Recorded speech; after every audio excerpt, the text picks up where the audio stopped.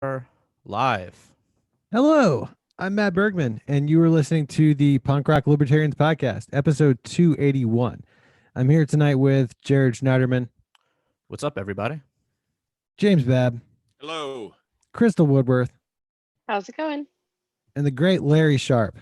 Oh, I get the great in front of my name. Thank you. Yeah, dude, I mean, Larry, I'm a fan of yours, dude. I've been a fan of yours for years, man. Thank you, brother. Thank you. I appreciate it. Like I think you bring with you some professionalism, dude. I think you're a really good speaker. Thank you. Not always, but I try. I think you're pretty awesome, dude. Thank you. I'm doing my best to try to, I'm trying, and I don't always do it well, but I try very much to kind of be the change that I want to see in the party. I want the party to be more supportive. I want the party to not just have people come in and leave. I want the party to be more inclusive. I try to cross all of the streams, the groups of people, which makes almost all of them angry at me, because the left always wants me to discard the right, and the right always wants to discard the left. So like when I have people like Mike Shipley on my show, the right gets mad. Then I have Jeff Deist on my show, and the left gets mad. Then I have a Democrat on my show, Republicans get mad. Then I have a Republican on my show, Democrats get mad. So yeah, I tend to make people kind of not like me, kind of like me, kind of both. But I wish more people would be that way. So I'm trying to be that guy if I can. Right. I mean, and on this show, like I can say, like I'm a huge fan of like having Mike Shipley on. He's so much fun. I love Mike. I love Shipley. He's a good man. And some people hate him, I know, but I love him. Dude, same with Jeff Deist. Same with Jeff Deist. Like I'm a huge fan of Jeff Deist. So, Larry, would you say that there's a lot of people that dislike you a little bit, or like more people that like really dislike you? I think not many people really dislike me. There are some, but I think most people either go, yeah, that guy's good, or I don't really like him. I don't think most people have a very strong hatred of me. There are some, just like a moderate loathing, like a subsurface. Okay. I look at it. The Pragmatic Caucus didn't endorse me. Yeah, there's a moderate. I don't like that guy. Well, that's something I now like about you. So there we go. Congratulations. See? What was the Pragmatic Caucus's problem with you? I don't know. Whatever. I don't. You're just not pragmatic enough, I guess. Literally, I was endorsed by no caucuses. Okay, yet I am clearly probably a plus. Yes, clearly not even close. I am clearly the front runner in the vice presidential race, and I was endorsed by no caucuses. So there you go. You see where I am. All right, Larry, I'm curious. Who really hates you to your knowledge? Is there anybody? It changes. What usually happens is someone doesn't like me. They get mad at me for something. But you gotta remember something. The way the Libertarian Party tends to work, we've had 40 years of failure, 40 years of a scarcity mindset. We usually don't think about, prosperity. We think about scarcity. So we're waiting, and we've also been abandoned all the time, hammered, disrespected constantly. So we're waiting to be disrespected. We're waiting to be attacked. So someone will hear me say something like, "Oh, I don't like this." And then Larry's the evilest guy in the world, and we hate him now, and we're terrible. Then about 6 months later, they'll say, "Larry, I need some help. Can you help me fundraise?" I'll go, "Yeah." Then they'll be my buddy again. That tends to be how it works. If you can help people make money, they like you, but otherwise, no. As a general rule, yes. Okay. So yes, people don't realize this. I've raised over $800,000 for libertarians, mostly myself. But for many libertarians, I've raised over $800,000 for libertarians. I've done that. It's I've raised money. How expensive those trips to the Bahamas can be for campaign purposes. Actually, you know what it was? I totally feel for you, brother. The funny thing is, I wish that were true, man. I did a year and a half running across New York State without a salary. So I got my ass kicked financially. If I live in New York City, I have 2 kids, my wife does not work, I went a year and a half without a salary. You can imagine what my financials look like. So yeah, that money I raised, that went all back into the campaign so I can get ballot access for New York State, and they get 103 victories the year after as I crossed the state again. I went from 0 libertarians in New York, in a state that is considered the least free by Cato 2 years running. Take that, California. And I still got 103 victories the year after. So that's where that money went. So wait, So, what, Okay, what, okay, so so- are you saying? Larry, why the fuck do you choose to live in the least free state? Because it's my city, man. Well, why haven't you And- fixed it? Isn't that a I'm in the hugely process embarrassing of. for Give you? me- I give me mean, some gosh. time, Hey, James. Larry, Come I'm on. just- I mean, fucking God, with you, like dude. how long have you lived there? Dude, Jared and I. Wait a are minute, from how long have you Maryland, dude. lived in New York City? I was actually born in Manhattan, So how long has that been? so I'm If you don't 52. mind. Okay, so for But over I- half a century, New York still sucks, and It's and worse. Okay, so Not just sucks, worse. so what does that say about your effectiveness? Not so good, man. But no, what I would tell you is this, and this isn't that you guys should be happy, James. You should be happy that I'm here. You know why? Because I'm happy. this is the belly of the beast. This is the front line. This is actually the battleground states aren't Pennsylvania and Michigan. That just depends on whether the Democrats control us or Republicans control us. The actual battleground states are California and New York, because that's where the government does its most damage. And if it survives there, it comes to your state next. That's how it works. I'm on the front line here, fighting the front line. You should be happy you got a Marine fighting the front line. I'm in the front line, trying to break holes, trying to make changes. And what I did this time, what people don't understand, is I was actually able to get a lot of people who were left and right to actually see that maybe their way wasn't perfect. And that's my goal. My goal is always, I'm the recruiter. I draw in people and then you train them and make them better. I just recruit them to bring them here in the first place. And that's what I did. I got a lot of people who weren't really libertarians. They were Larrytarians. And then I try to bring them to the group so they can become libertarians. But they come here usually as Larrytarians. This all sounds very Branch Davidian. See that? See that? You watched Waco. You know what's going on. Absolutely. No, okay. So Larry, I gotta say, I did a piss poor job of introducing you. You So don't have to. They know who I am. It's fine. Just talk. Okay. Well, surprisingly enough, maybe not everyone does. I know Yeah, that but- might shock you, Larry, yeah, but why don't maybe we not, go? 'cause You mentioned a show, but Okay. I don't know about the show you mentioned. So why don't you give Yeah, a plug well, for your show or whatever Sure, you're doing? Or absolutely. Look, you're if also it- a candidate for some office. We're running Wait, for some okay, kind okay, of political okay, something. okay, let me So say- what the let me hell's say going on it- there? I think it's kind of lame for Larry to have to introduce himself totally. So it's like Larry ran for VP of the Libertarian Party in 2016, correct, Larry? Yes, I want to be Yeah. very clear on something. Nobody spent more time, money, and energy trying to stop Bill Weld than me. Yeah, I exactly. voted That's for nobody. commendable. Yeah, And I it- voted for nobody because I Dude, really gotta say, appreciated that I effort. wish we had you over Bill Weld. Yes, I Yeah, spent man, my who own doesn't? time, my own money running that campaign. I dropped 10 grand running that VP campaign in 2016. I took my own time off from work. I'm a consultant. If I don't work, I don't get paid.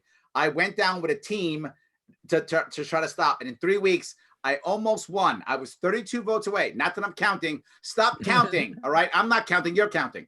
I was almost 32 votes away from beating him. Wait, you lost to Bill Weld? 32 votes, damn it. Oh, that's That is gotta rough. hurt. Yeah. So stop. He did running have off. the my entire God. establishment behind him, though. So Yeah, Like, dude. what a- like, Hey, Larry, Can you imagine Larry, would you the say that you felt humiliation the of Johnson- losing to a huge douche like that? God. Keep rubbing it in, James. Thanks. Keep rubbing it. Keep rubbing it in. Thank you. Keep rubbing it in. Oh man. Oh man, fuck that dude. Well, Dude, at least you I mean- tried. I have to say that, like at least somebody said there's an alternative. I mean, would you have vouched for Hillary at all? No, I can make a promise. I would not do that. I would never do that. That's correct. I would never do that. awesome. Krista, can you please stop talking so much? I know. I'm so sorry. I get It's told a okay. lot. It's all right. I want to get a word in edgewise here. Sorry. I like to listen. I I'll have a love it. question. So no, I ran for the VP in 2016, and right after that, I decided to run for governor in 2017. So I began my campaign in 2017. Yeah. For 2018 for the actual nomination, I ran early. I built I built a large team across the country, and many of those people went on to join other campaigns. Some of them actually won. Most of the people who won in 2019 were on my campaign from the 2018 campaign. They all learned. I opened up our donor base. I raised over $500,000 for my campaign, which was nowhere near enough. Also on Joe Rogan's podcast. Joe Rogan's podcast got over 800,000 views on that. I still get recognized in the streets for that, by the way. Like I'll be out Yeah. in New York and someone will go, "Hey, Larry, Joe Rogan, regulate like onions." I'll still get that. I still happens to me all the time. So Nice. yeah, had that. And then when I got off, I took the next year and I still crossed the state again. I talk often. People always get mad and say, "Larry, why run for the top of the ticket? It's a waste of time. All that matters is local," or the reverse. Who cares about local? You got to get the press from top of the ticket. They're both right. They're both wrong. And I think I believed it, so I tried to prove it. I ran top of the ticket. I got relatively a ton of press, right, for a third-party libertarian. I ran as a big L only. I didn't add anything else. I didn't run as independent or nonpartisan. I ran with a libertarian line. That's all I ran with. And when I was done, I took that press and then I went the next year and I went to all the local people running. And as I would go, normally people wouldn't show up, right? With some guys running city council, but the gubernatorial candidates showing up. So the press comes. So what do? I run a fundraiser for them, raise money for them. I bring the press. I talk about them. I MC their event. And before you know it, they wind up winning. So I wish more people would do that. So I said, I'm going to do it. So now I can talk trash about others. So do you see like running for the gubernatorial spot? Do you see that as more of a tactical move? Generally speaking, yes. I mean, the odds, I think the president too, right? I'm running for VP now. Right. And running for VP is a support position, right? Even if, and look, I hope that we win the lottery and we win. That'd be amazing. But I get that we're probably not going to win the presidency. I get it. But even if we do, even if the plan works and we win 3 states and no one gets 270 and they ship it to the House and they pick Judge Jim Gray as the president of the United States, I still don't get selected as the VP because they got to pick the 2. So I'm not going to the White House no matter what happens. And the people running for VP should understand that. They don't, but they should understand that. I'm running for support staff. And the reason how can you support Vermin Supreme when he wins the nomination? Well, the reality of it is, and that's what I'm trying to show people, right? The reality of it is if I want people to voluntarily follow me, then I have to be prepared to voluntarily follow others. And I'm going to talk trash about the 80-20 rule. I always do. So now I have to live it.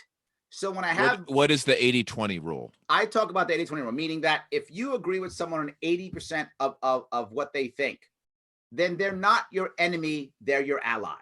So that means you don't have to agree with everything they say. If you got 80%, that's enough. I get that from my business and I get that from my politics, in both.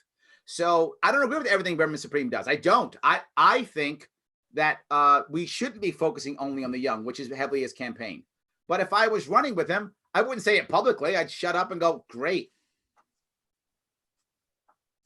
That's what I would do, because that's what a support person does. I don't yell and scream and contradict my presidential candidate in public. Privately, yeah, but not publicly. Publicly, I go, yeah, I'm the hype So man. you say one thing in private and another thing in public. No, I say nothing in public and something in private. There's a difference. Okay. There's a difference. Hey, what do you That's fair. think? I like that. Yes. What do you there's a think about difference. what was this deal with Justin Amash, who jumped in and jumped out really fast? Oh, Like, so Yeah, any like, theories Did on he, what's going on he didn't there? officially announce. He said it was an exploratory campaign or Yeah. exploratory committee or something like that. yeah, He like explored and he found that no one wanted him here. Is that what happened? No, Justin, I don't think so. like- It's like, probably massive I- ballot access infrastructure No, lacking, if I you would guess. look at the actual party, like the delegate class, the delegate class of our party, right? I look at our movement in many different ways. People disagree with me completely, but this fine is still what I believe. The liberty movement, the party's only a small part of that. Activists are different. People who are doing things are different. People who are getting ballot access is different. The political party is a small part of that. And within the political party, there's a delegate class, which is a separate class within the political party. That class loved Amash. Loved Amash, hands down. They thought he was the greatest thing in the world. He was gonna win this because the delegate class loves him, still does. Well, now they're mad at him. But before, they really loved him. Well, you know, He I was gonna guess win. I just don't know any of these people. Everybody I know is like super pumped about Jacob Hornberger or about Yeah, you don't know Vermin delegate Supreme. class. You don't know delegate class. You don't. Well, I'm a delegate. I know, you know, a lot of the delegates in Pennsylvania, and I don't know. Nobody's. I'm not Delegates really in touch with Maryland it, were but I not. just haven't heard anything. I was calling them and they were all like, yeah, I like Amash. It's exciting and sexy. They were all saying that. I literally had people telling me how attractive he was physically. I'm not joking. Well, maybe that's the kind of people that you run with, but they were on my delegate list, so I think they were delegates. Ooh. That's all I'm saying. Yeah. That's New York for you. There we go. That's all I'm saying. Ooh. So I think they liked him. I think he looked at the party and saw that this was going to be a tough year. Year for us to get ballot access. I mean, do you think he just like got a call and somebody's like made him an offer and they're like, dude, that's all right. We'll give you this gig and you're, come off the line. Dude, I think he's been weighing this for like 8 months, dude. My wife actually thought that. That's just saying. It's funny. My wife called this. She's like, he's not staying. This is my wife said. My wife's like, he's never staying. My wife says, I know you guys. He's not staying. He's going to come in. Someone's going to offer him something. Just what you said, James. That's what my wife said. And then he would leave.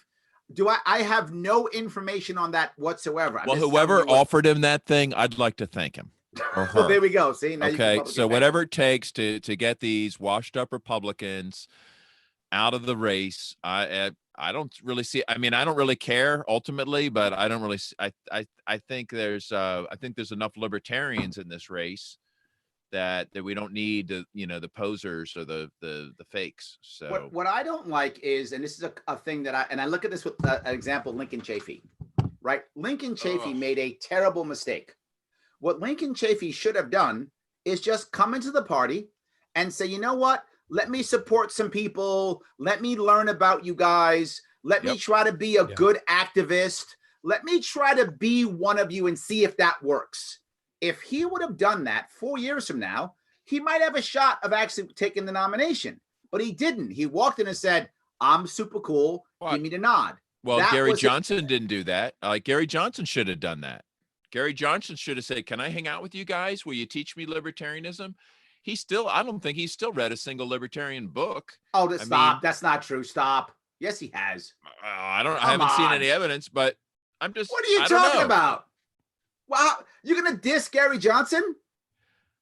It's not my kind of libertarian. I just never really heard that much libertarianism come out of him. Gary Johnson is an instinctive between his He's fair tax and strong alliance with Israel and kind of scale back the drug war.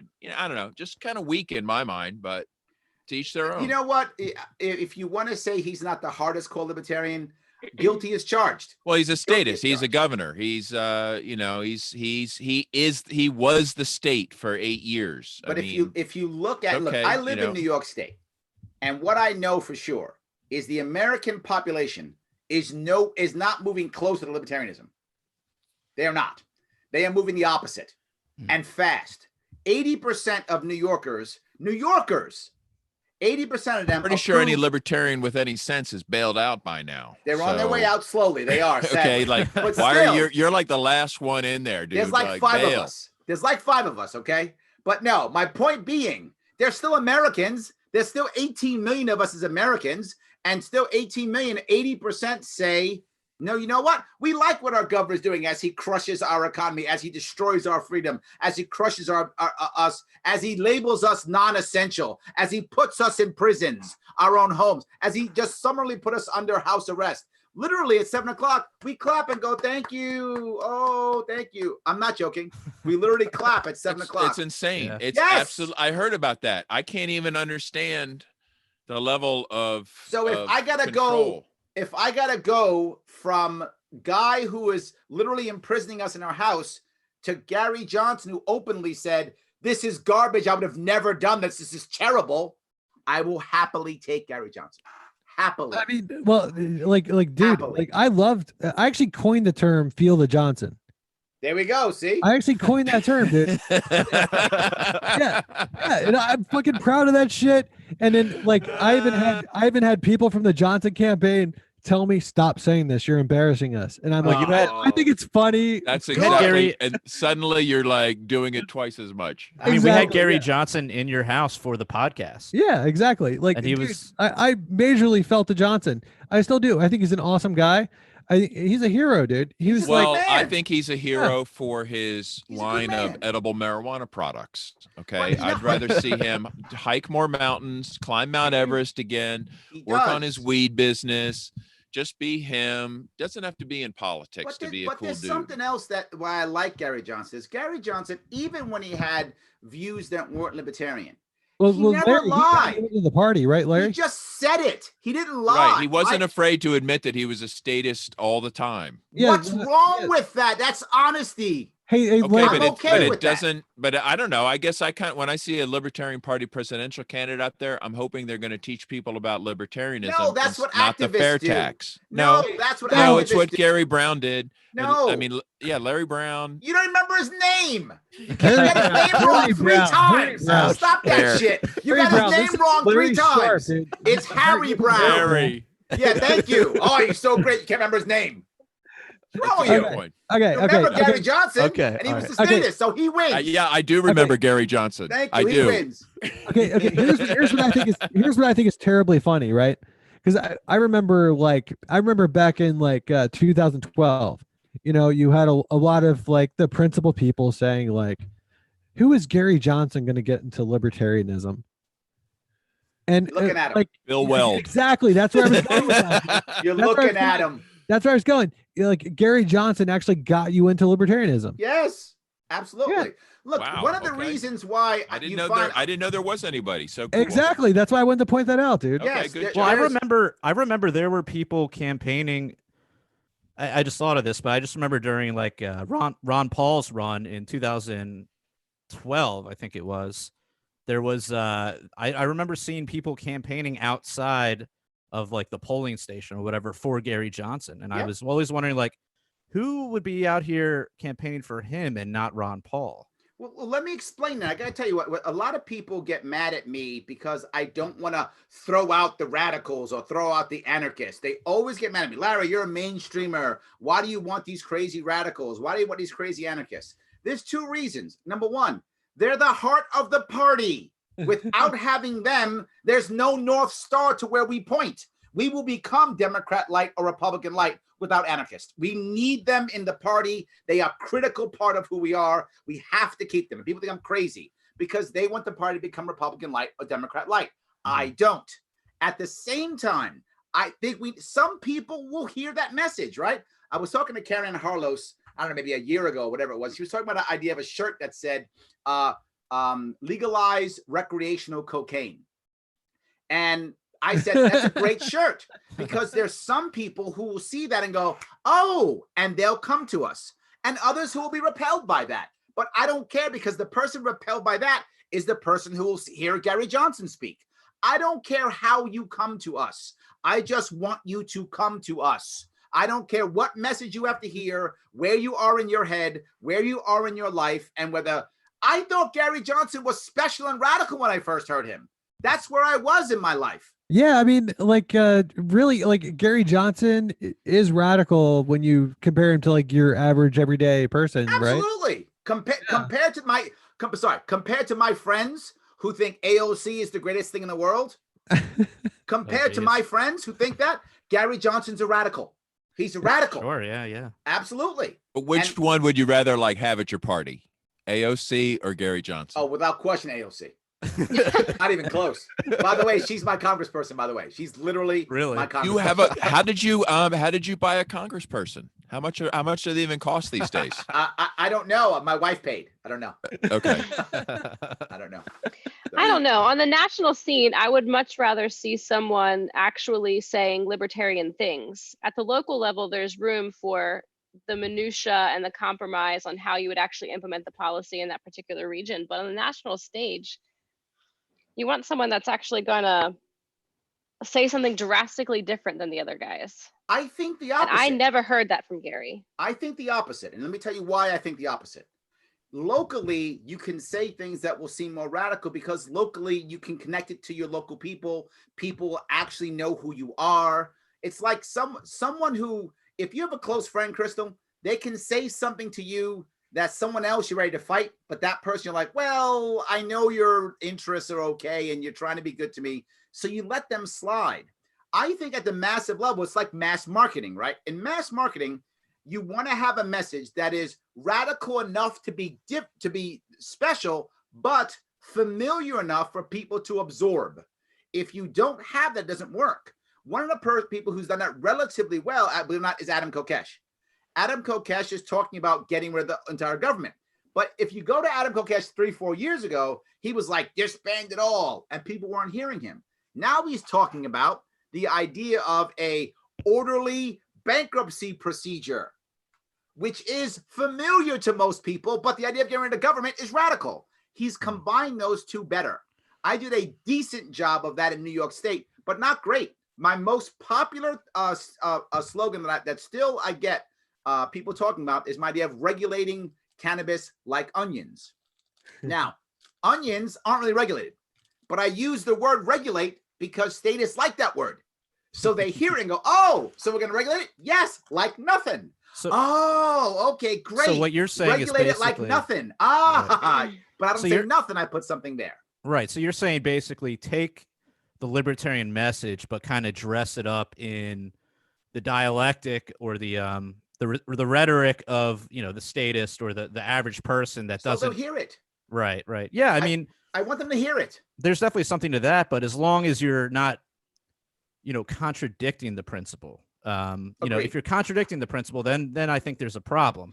Agreed. You know, like Ron Paul would get up there and he wouldn't say well, he did actually say like about legalizing heroin, but like on the debate stage, he was more on the debate stage. He was really talking about, you know, the consequences of the war on drug and the stuff that people could connect with, and, you know, stuff about, you know, owning your own body and that sort of thing. Yeah. And people are going to connect more with that than just saying like legalize all drugs. Right. They get scared and they shut off. I'll give you a good story. I use this story often. When the government allows me to work in New York, when that does happen, when I get permission from my daddy government to work, I do a lot of training. I train leadership. I train small businesses. I train lawyers, do debate prep. I do a witness prep, that kind of stuff. Well, one of the people who groups I train is New York City agencies like Department of Transportation, Department of Building, Office of Emergency Management. So in one of these classes, I got about 20 or so people. And I want you to think about this.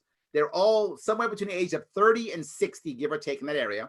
They're all certified in some way. So they're professionals and they're all educated. I never talk about politics unless it's a break or someone asks a specific question. It's during a break and I hear these guys. It's about 4 or 5 years ago. Guy says, oh, I am so glad we have the Fed. Oh, without the Fed, they saved us after the crash. The Fed is so awesome. And all I said was, hey, guys, do you know the Fed's basically a private bank? It's like a bank cartel, basically. It's a private bank. And every one of them, no, it isn't. I said, you got your phones? Google it. And they Googled it. And all of a sudden you hear, oh, what? Oh, what? Oh, my God. Yeah. None of them knew that. Right. None of them even knew that. And then I said, once he said, oh my God, he's right. I then said, hey, do you guys know that the Fed can just like magically make money? It could just do that. No. After I just showed them I was right, they're so deeply ingrained, they still didn't believe me. They said, no, that's not true. I said, Google it. You got your phones? And they Googled it. Oh my God, he's right. That's what we're up against. Right. That's why you don't hear me say end the Fed. What you hear me say is audit the Fed. Why do I say audit the Fed? Because the average American says, yeah, we should audit that government, thing. What's it say? It says end the Fed. There we go. Yes. I say well, even it's even better. You know, it's even better than end the Fed. Tell me. And this is where we went with it, was ignore the Fed. And as we moved into cryptocurrency, we say, you know what? Fuck the Fed. We've got crypto. I'm a big fan. And as far as audit the Fed, that's kind of hilarious. I've always gotten a big kick. I think that's just adorable. But let's just ignore the Fed. But why is audit adorable? Like, because we don't know what they're doing. We just need to like we don't know. You're missing something. You're missing a very important part here. You are totally missing this. Most people don't know what the word audit means. Larry, didn't we just have a partial audit and we revealed that like $1 trillion was missing? No. Man, nobody cares about. We didn't audit the Fed. Let's audit ourselves. There was a partial audit of the Federal Reserve. An audit says you're looking for accountability from an organization that you believe is legitimate. It gives legitimacy to the organization that should be burnt to the ground. Let Crystal talk. Larry, let Crystal talk, please. Please don't talk over Crystal. Continue. I'm sorry, Chris. I apologize. Thank you. it gives legitimacy to an organization that needs to be totally abolished. By saying we want to audit it, it totally alters the meaning behind our platform. And most people don't know what the word audit means anyway, so I don't think that becomes more relatable to the average voter. What I would tell you is I've dealt with literally bankers. I deal with finance, law, and tech. Those are my three people that I deal with mostly in my coaching and training practice that I have here in New York City. The people who are literally in finance, meaning the bankers, they don't understand how the Fed works. They don't know. So when I say things like, we should audit the Fed, you know what they all tell me? That's a good idea. We should figure out what's going on there. And they're in the field and they don't know. So they want to know what's going on, but you have not contested this built-in idea that it's legitimate. That's correct. Because when I build up that idea, they don't hear me. They literally shut off. They still haven't heard you. Yes, they have. Oh, no, they have. Yes, they have. I have 100,000 New Yorkers who voted for me knowing that I want to end the Fed. Yeah, they did hear me. I disagree.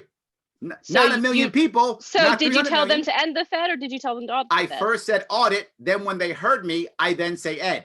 Just go ahead and skip to the ignore the Fed stage. Okay. We're really bored with the Fed. I like moving the on. Part. We've got, they invented cryptocurrency like over 10 years ago. What the fuck? It's time to skip the, because New York State basically made it outlawed, outlawed it. Yeah. And guess what? Bitcoin users not affected. If I have to worry whether Bitcoin's legal or not, it's the wrong tech. So I don't really give a shit whether it's legal or not. I'm with you. I'm not fighting you. It's time to move forward. I'm literally on the Government Blockchain Association. I'm literally a part of them. I want to just let us use blockchain for everything. I'm in. I'm with you. So you're beyond ending the Fed. I'm there, but okay. Let me be clear about something. Do you know Ulrich, right? Who's in jail for life? Yes. Yeah. You mean Ross Ulbricht? Yes. Yeah. Most of my friends, not Miles Ulrich, the drummer of Metallica. If only. We don't want to confuse the two. Oh, did I mess it up? I'm sorry. It's all right. It's all good, dude. I mean, I'm blazed as fuck. I could have did it myself. Most of my friends who are Democrats think it was completely okay to put him in jail forever. Wow. Because by default, anything crypto is just, I don't know, evil people killing babies. That's just what they believe. They just believe it. They just believe it. And Republicans think it's just for pedophiles. There we go. Or for pedophiles. Exactly. I'm not disagreeing with you at all. Neither one of you. I'm not disagreeing with you. All I'm telling you is where I sit, the people that I talk to, the people that I see, which is most major cities, which is about 80% of the American population lives in an urban area. A little 50% actually lives in an actual city. Most of them believe that the Fed's a great idea, that cryptocurrency is evil. Guess what? They went to government school. Correct. And the government school explained to them how the Federal Reserve saved them from greedy capitalists. Totally correct. Yes. Yep. My plan when I was in New York State, we abolish government schools? Yeah, of course we should. My plan in New York State was to actually, I had a plan that actually allowed to support homeschooling, to support private schooling, to give to take schooling away from the idea of property tax, not link them, and to privatize the last 2 years of high school. And I got to tell you, the teachers unions hated it like there was no tomorrow, but the teachers loved it. They ate it up. It was the idea.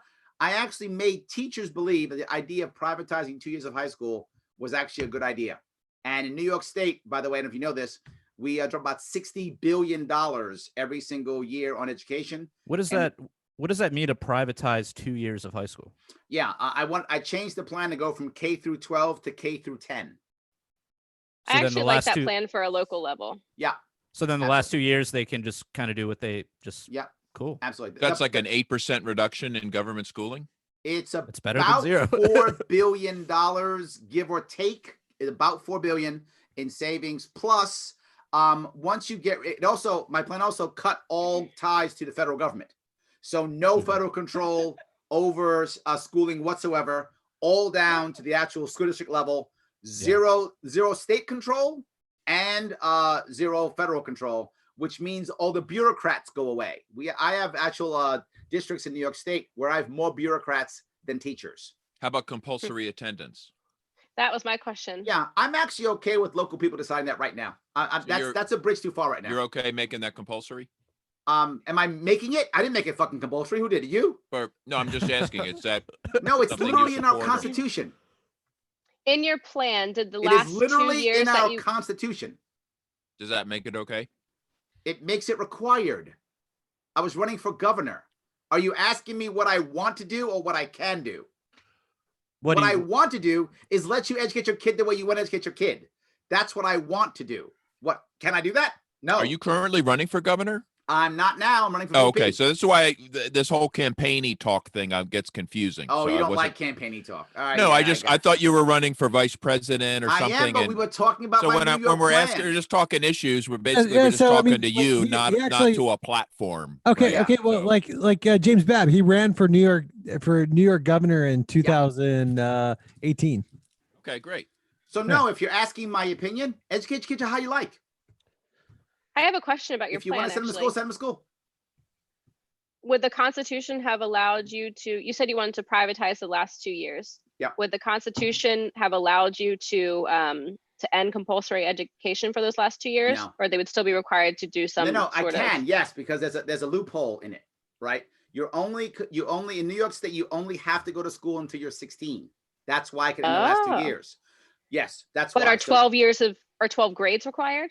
Correct, yes, and not kindergarten.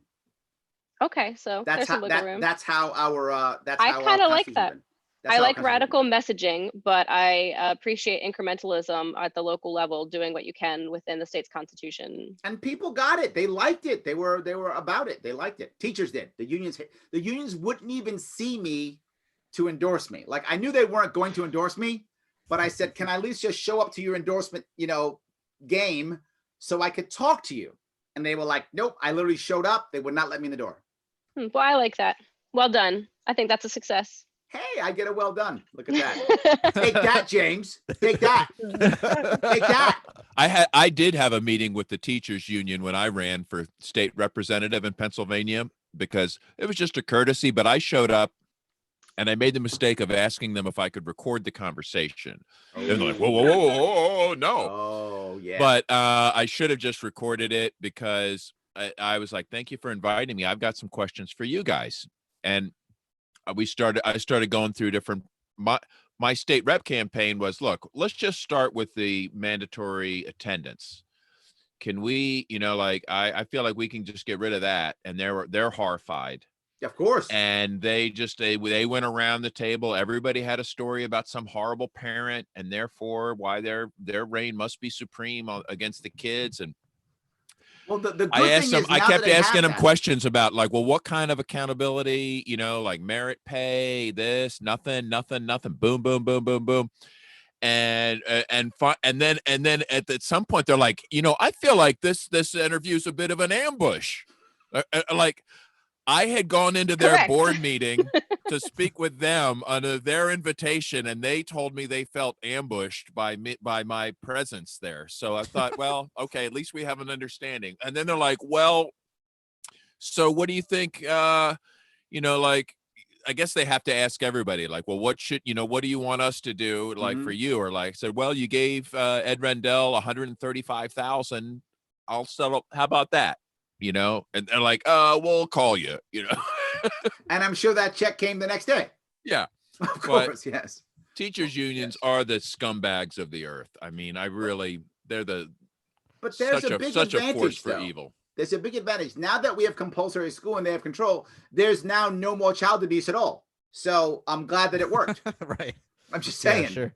Glad that it worked. There have been a exactly. couple of bills recently. They wanted to I think this was in Maryland. They wanted to come into the homes of every homeschooled family to make sure that it was a sufficient educational environment. Wow. And that got shot down. Where was that? I think it was in Maryland. That's weird. They probably It wanted was- to make sure the kids are being bullied appropriately. But you know Exactly. what's sad is I found in Pennsylvania, when my kids were little, I started researching homeschooling and found a homeschool Pennsylvania group. These guys begged to be regulated. to the point Some where of them they do. wrote their Yes. own regulation and Yep. they wanted to be regulated so hard and they asked to be regulated. And I got nothing It's with you horrifying. guys in common. Like, I can't, what the hell's going on here? Yeah. Did you Like- see the Harvard summit that they were trying to do? They had like 4 or 5 speakers just burying homeschooling about how it needed to be regulated and Yeah. how homeschooling is dangerous. And But when even the homeschoolers are asking to be getting their own families regulated, like, where's the hope for the parents that are just like, you know what, it's going to be me and my kids, and we'll just decide everything. it was about like- 50% that I saw were approving of the regulations being proposed at the summit, and about 50% just absolutely unopposed. It's crazy. Yes, I see it all the time. It's my point, right? The average American is right now, particularly with COVID. COVID made it worse and showed it even more. The average much worse. American has Stockholm syndrome. They love their jailers. hmm They just do. I see it every day in my city. They love their jailers. Mm. Can't get enough. Can they have that aha moment if you're not saying radical things? I believe that's the only way. That's what I believe, right? I don't think, and I think the market shows you that, right? If you look at things that come into the market, it's the ones that succeed are almost the ones always that I talk about, right? That are radical enough, but also familiar enough and fill that niche perfectly. The problem is companies are always trying to find that mix, and it's hard to find the mix of both. I think that works with ideas, it works with products, it works with everything. If you were just to tell people, don't ride a horse, ride a train. Just tell them that's hard. But what'd you do? You know, they called it a horseless carriage, or they called it something that still made sense to a carriage. I mean, they changed it. They tried to make it sound like it was something familiar. I think you have to say something familiar enough, or people just don't hear it or run away from it. Fear is one of our worst things, and people who are afraid make bad decisions. And when you have groups of people who are afraid, they always ask for one of two things. They ask for a strong man, or they ask for socialism, and they beg for it.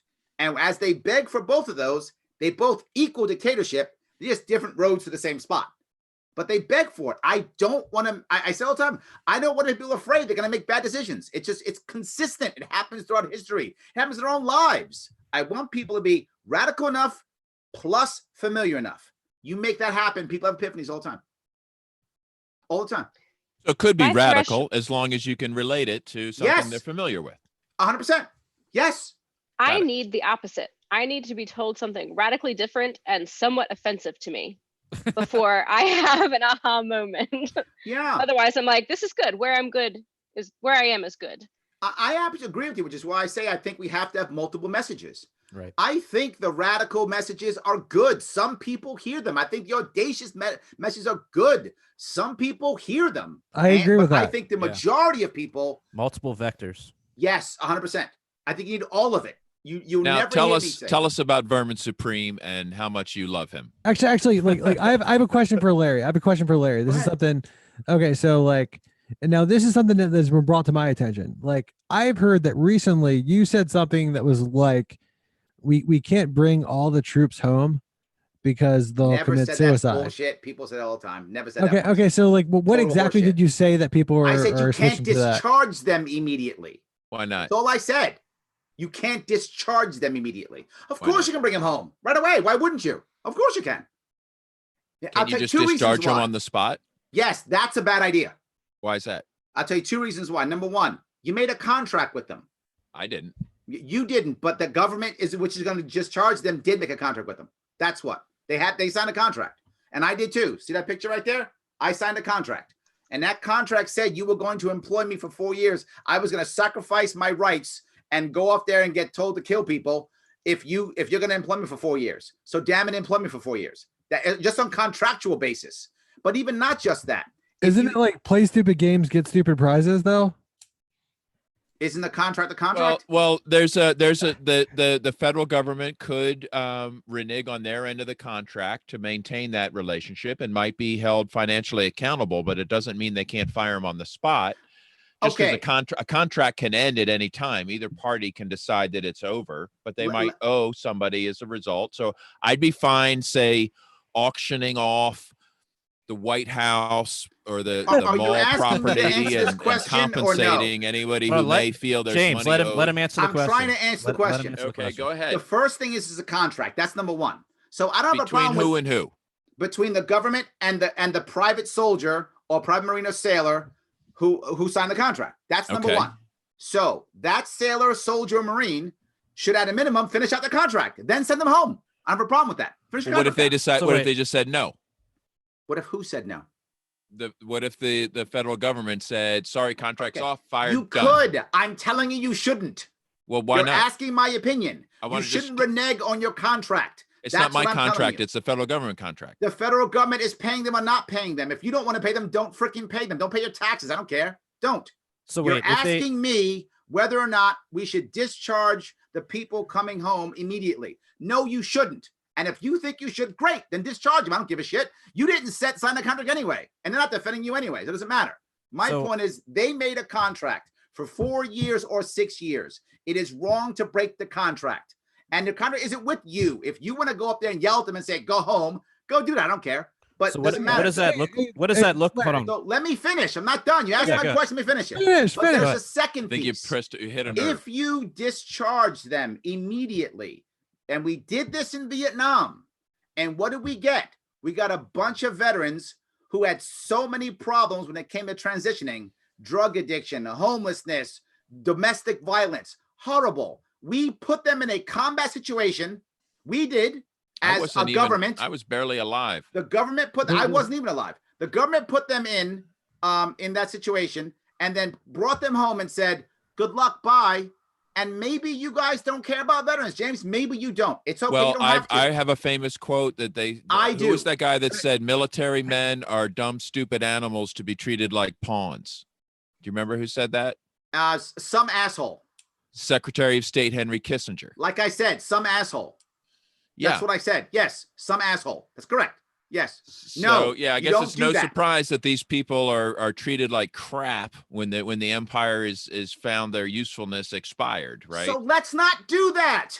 Well, who's this? We're not doing it, right? Like I said, them. But he's speaking on I'm- behalf of the federal government. I'm speaking on behalf of the federal government, which is what you asked. Your question was based upon. The question someone asked me was based upon that. My Should they view, be fired or not? I guess that's it's correct. And I'm you say saying no. no. Okay. You don't fire them. No, it isn't. No, you don't.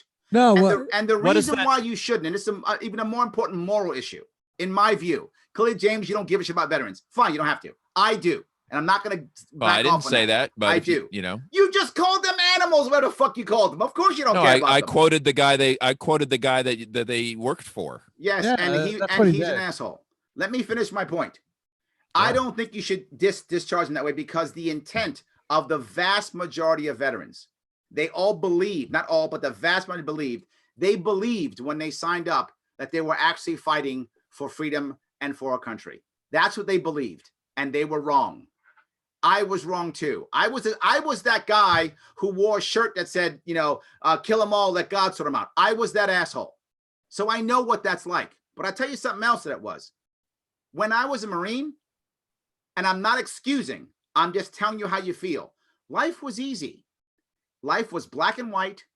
They were all bad, and they was whoever the government told me, and we were all good. Life was easy. Life was simple, and it was clear.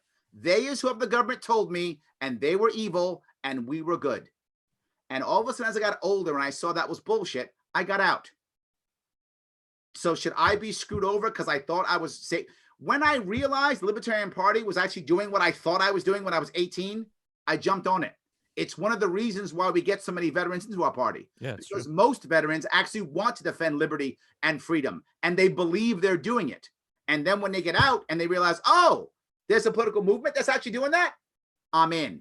well, Larry, I was actually asking that question for a veteran friend of mine, Alexis Schlegel. He's a regular on the podcast. I was talking to him earlier, and that's something that he wanted to hear.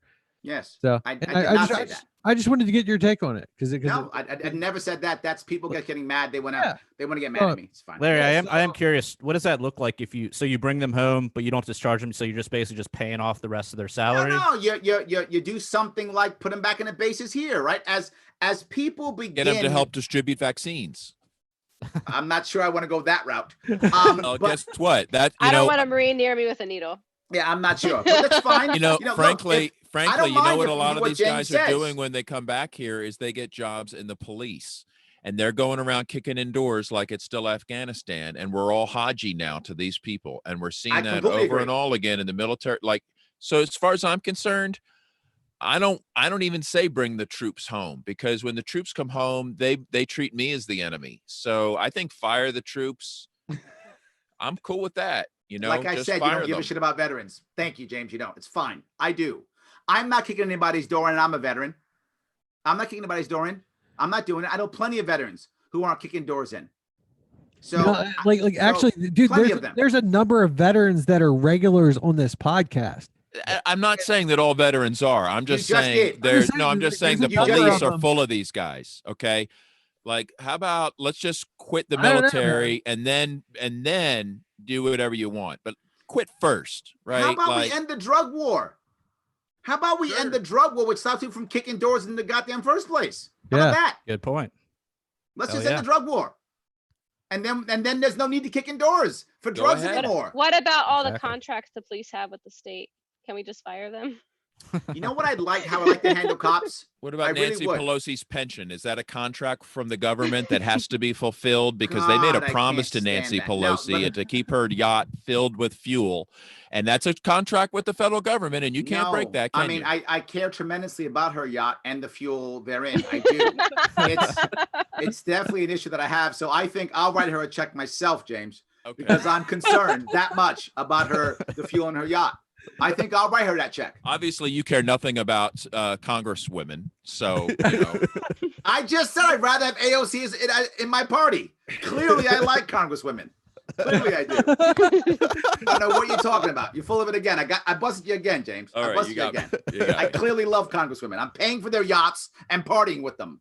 So clearly I care. All right, so Anyway, I, I love my vets. I'm not going to fire them. I'm not going to sentence them to death. I'm going to pay out their contracts. Or to your point, James, if they want to take a check to be paid out, that's fine too. But let them decide. Let them decide. We'll pay out their contract or have them serve until the contract's over. Totally Maybe we fine. could compromise and say, look, stay in the military, keep collecting the check, but get the keys to the armory, you know, like get the firearm, like liberate the munitions, sabotage from the inside, the military equipment that'll be used against us, the vaccine distribution Or operation. we could just end the war on drugs and not worry about it and sell that shit to like Iran or something. I don't know. Whoever wants to buy it. Just open it up for the market and sell it to whoever wants to buy it. How about that? That sounds good. to me. Let's do that. We don't have to give it to the cops. Sell the military equipment to the Iranians. For fine. Enjoy. This Right? is Larry's new plan. Okay. I love it. I think actually is we've part of my we've plan, reached a James. solution here. Look, the military industrial complex is literally a massive jobs program. That's all it is. Yes. Well, it's So also how a mass about- murder program. That Yeah. too. Yeah. That too. But more people care about their job than killing. So Well, they care more it's about their also jobs. about looting the world. Correct. Also, all good. Looting, killing, yeah, I'm not fighting. you. jobs. All I'm saying is what Americans care about is their job. So they don't care about the looting part. That's not important to them. What's important to them is their job. So as you dismantle the military industrial complex, you open up all those former enemy markets to include Iran, to include Cuba, to include North Korea, so that now we can start selling stuff to them.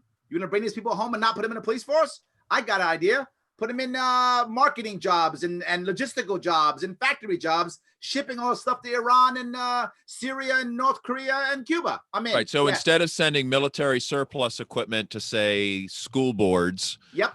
we say, you know what? Let the Iranians have it. If they want it, we don't I force think it. I'd rather them have it than the school board. Hell I'm yeah. with you. Wait, Say- it was paid for with taxpayer dollars. We should redistribute it to the public. Ooh, look at that. That's a good point. Yeah, but I don't know. I That's a like good the point. job creation piece, though. I'm not It's sure. available. Basically, the equipment's available for homesteading. If you can get to that tank and get in it and drive it off, It's yours, Crystal. That's tough, though. I mean, have you ever tried to drive one of those tanks? It's tough, and they're expensive. It's like I'm not a good driver. It's like 7 gallons to the mile in some of those tanks. Not 7 miles to the gallon. 7 gallons to the mile for some of those tanks. They've got I'm big not sure you want tanks. one. I'm sure they got big fuel tanks, and I don't think you want one. Hey, so we've got let me jump in here with a few questions from the fans. Let's see. Josh asks, what's your favorite musical artist or group? Who are you asking? that's I'm punk asking you, rock. Larry. It's you. You're the guest. You're the Lars. guest, man. Oh, sorry. Start with your favorite punk rock band. My Yeah. favorite punk rock. Do you consider the Ramones punk rock? Oh, of course. It's like the first punk rock Then band. the Ramones is probably my favorite. I think Hell I'd go yeah, there. dude. Hell yeah. I remember when I saw the movie Rock and Roll High School. Hell yeah. I Classic. think that's the first time I really liked the Ramones from that movie. That's when I really liked it. Oh yeah, they are good. I think it was that movie. 7 in that area? About right? 78? Yeah. I don't know the exact year. That sounds about right though. About that. I think, yeah. So yeah, I'd go there. Yeah. Nice. Hell yeah. Yeah. Cool. So Oh, was there more? I'm sorry. That's what you wanted. no, yeah. Any Well, more if- questions from the Discord? Yeah, we there's a few in here. Let me pick one out. So, yeah, actually, when we had your running mate on before, he brought up briefly. We asked him about UBI. He said he opposed UBI, but would support a negative income tax. What's your stance on that? Yeah, Are you- let me are you on let me those lines? cover my running mate. I'm a big fan of Judge Gray for a very important reason, and it's not his policies. I'm a big fan It's of his Judge. good looks. I It's am a his big fan manly of Judge presence. Gray. It's his great voice. He does have a great voice. That's true. It's the way he dances. Also His- impressive. His musical numbers are the best we've ever really had any political candidate sing on the show. Am I right, Matt? His abnormally large pen 15. He absolutely is a good writer, that's for sure. But I'm a big fan because I think he has the best chance of helping us to get down ballot victories, which is my number one issue for this year.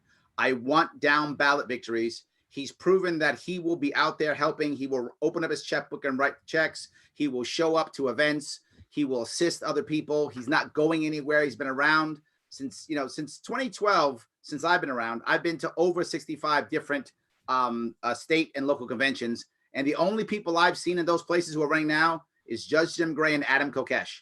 That's it. I've seen no one else show up except those two people. When So- it comes to helping us out, it's been those two people. Now, hold me That's finish. a pretty big deal. It is. I've only seen those two. No one else has helped out us at all. Just those two, which is why I often will support Kokesh and I will often support the judge. Now, just to be forward, he really messed up when he was on your show last. There is no doubt he did. And he messed up for a very important reason. He didn't actually understand exactly what you were saying.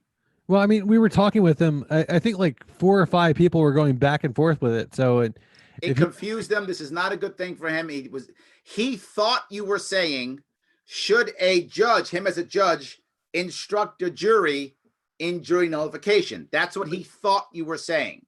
but he did say that he thought that as a judge, if we were passing out pamphlets out in front of the courthouse, Let me he go to would both send of those. people out to arrest us. I'm going to defend both of these real fast. Number one, that's what he thought. And he does believe in his heart, and he's not going to back. He believes it. He thinks that a judge needs to be 100% neutral and should not instruct a jury on disobeying the law at all.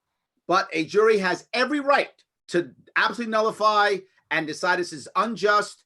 And he's 100% for jury nullification. He is not for a judge telling a jury to do that. That is the line that he draws. It was not clear. He has clarified that since. So that's where his stand is. Well, 100% for that. Now, let me go to the other piece. okay. Also thought when he said the steps, he thought you were saying blocking people from coming in, stopping No, we never said that. jurors We from said coming the in. side- That's Sidewalk bullshit. out That's front. bullshit. We said the He side. literally said, if you can go back and watch it again. I literally can't. said, I if it's watched on- it if it's- twice. I was there and then I watched it again. Yes, he said if you were on the street or whatever, he said I was sidewalk. really high, but I wasn't Then that fine. high. No, he said court property. There we go. Court property. That's what he said. Yes. Yeah. That's what he saw. Like, Like, so what about across including the street? Is across the street steps cool? and the sidewalks around the court, which we I- clearly I specified did want to and ask. clarified. I did want to ask if across the street was cool. Cross the street's cool. Absolutely. Okay. So then let me go And one why step is further that? here. Because you know what's funny is, and he said the charge was going to be jury tampering. Okay. Yep. It's funny that the judge doesn't actually know, but there's this has come up in several states, and the laws are very similar that I've seen. Jury tampering requires a juror to be tampered with. Okay. And B, you have to say something like, you should acquit, right? Yep. Like, I think you should acquit, or you should, if you better acquit, or your grandma's going to get beaten up. Yep. Okay. That's jury tampering. Yep. Okay.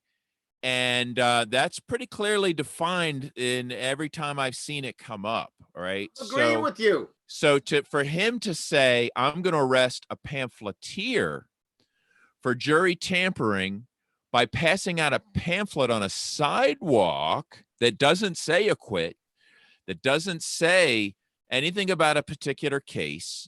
Yep. And it's given to everyone in the general public. Okay.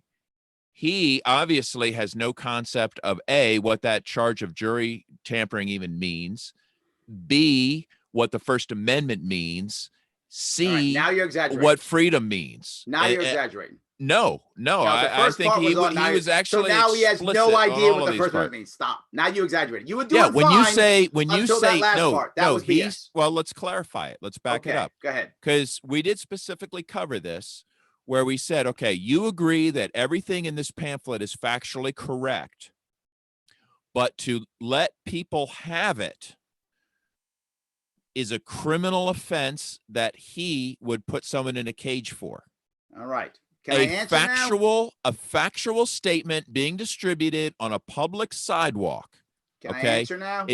Not yet. As soon as you arrest somebody for distributing factually correct information on a public sidewalk, how could you possibly square that with an interpretation of the First Amendment?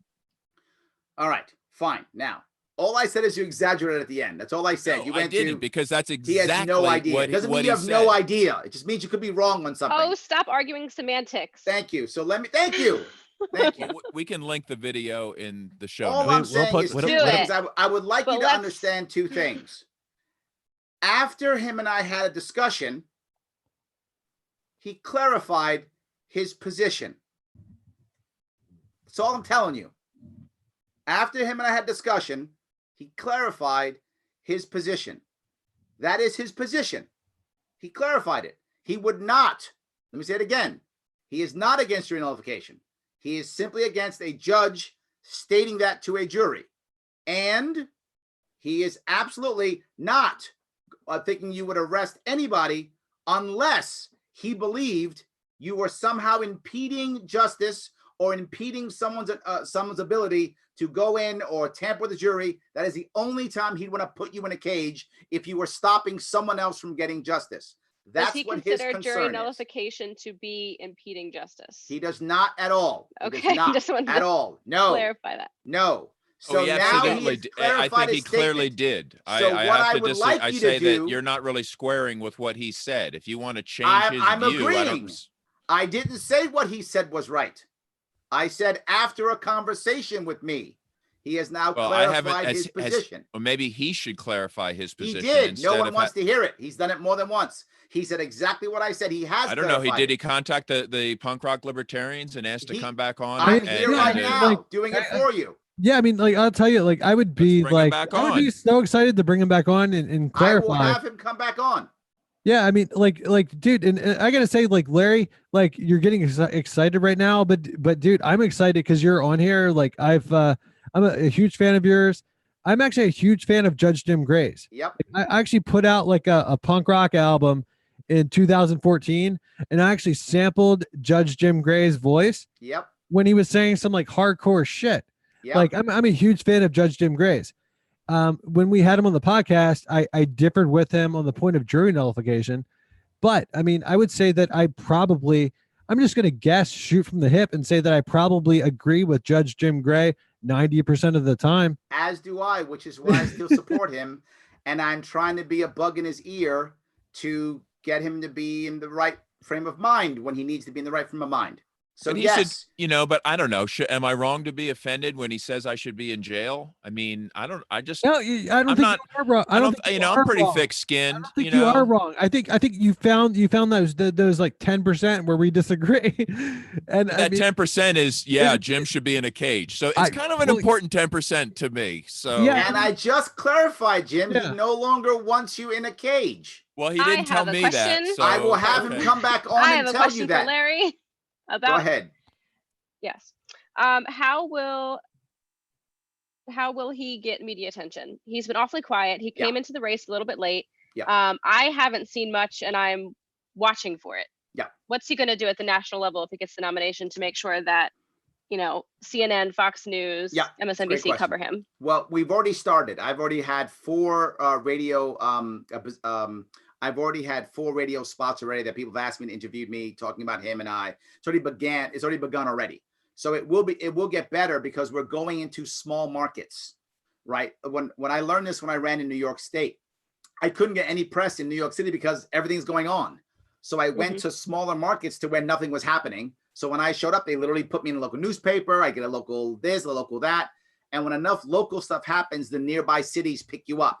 That's how I got on all those other shows that I got on. It's how I got on Albany shows, how I got on weekend shows. It's how I got on Joe Rogan. It's how I got on Dave Rubin. Excuse me, but we're starting local and then local grew. So we're already on that right now. We're doing the local stuff now. And in fact, I was on one in Iowa, 2 in Western New York, and 1 in outskirts of Chicago. That's where I was already. So that's our goal, going to local places, small states, to have it grow over a couple of months. What's your campaign team look like? Is that a feasible strategy on a national level? It's not, which is why we're not doing national. We're going to do about 5 to 6 states because we can't do it in national level. It's not going to work. There's no way we could have enough money that we could push into the New York cities and LAs of the world. We can't do it. So we will not be doing that. We'll be doing about 5 or 6 states in that take. And we already have 2 PACs, which already started, and we're raising money. So we should be able to make good headway in about 5 states or so. Cool. Did you decide which ones you will focus on, or do you have like an idea? The poll, we just did a poll that just came back like today. So we actually haven't checked yet. But the first polling came out today. We'll continue to poll till we find the right places. Cool. Who's managing the campaign? Do you have a Seth campaign Levy. manager? Say it Seth again. Levy. Seth Levy. Yeah. Very cool. Very So cool. I hope that was a good answer. It was. Thank you. Yes. James, I still love you. I don't want you in a cage. Well, at least that's one of you. I don't. And I promise you, I will make sure the judge will not put you in a cage. I promise. Like all the other people he put in a cage. You will be spared. I will spare you. Come on. All right. The rest we'll put in a cage. We'll spare you at least. I'll Okay. take any mercy I can get at the hands of the judges. There we go. See? Well, Okay, spare you so- at least. Hey, Larry, like we actually went like way over on time. Yeah, and I shit. actually have to go. I'm supposed to be on the AMA right now in California. Yeah, dude, is there anything you want to plug before you leave, or? Yes. Look, I know I live the 80-20 rule. I'm not going to sit here and defend everything, but I'm going to do what I said. I will Dude, keep I my mouth love you. shut. I want to come. I want to have you back on again. Will you come back on again? Of course. I All will. right. I Oh, yeah. keep Yeah, my dude. mouth shut in public, and then I fix things in the back, and we make things better. That's what a good support guy should be. If you guys are delegates, you should be considering Gray Sharpe. It's a good ticket for the future of down ballot people. If you're looking for down ballot support, and maybe you don't care, I do. I care about the down ticket tremendously. If you don't, I get it. No worries. I do. If you want the same thing that I want, please look at Gray Sharpe. It's the best opportunity for down ballot. No, I mean, dude, I think we think you rock, dude. And like, thanks for coming on, man. Of course, And absolutely. we would love to have you back on again. All right, I'm gonna get a blanket pardon for James. Well, whatever he does, great No, seeing you, Larry. Yeah, man. Yeah, thanks for All right, coming on. guys. Thank Have a you. good night. Good night. You too. Yeah. So, guys, this podcast is brought to you in part by Conversations About Freedom podcast, hosted by Moral Bob. We also have t-shirts over at libertariancountry.com. If you type in the code PRL, you'll receive a 10% discount. If you spend more than $50 and you type in the code PRL2, you'll receive a 20% discount. Until next time, live free, or die.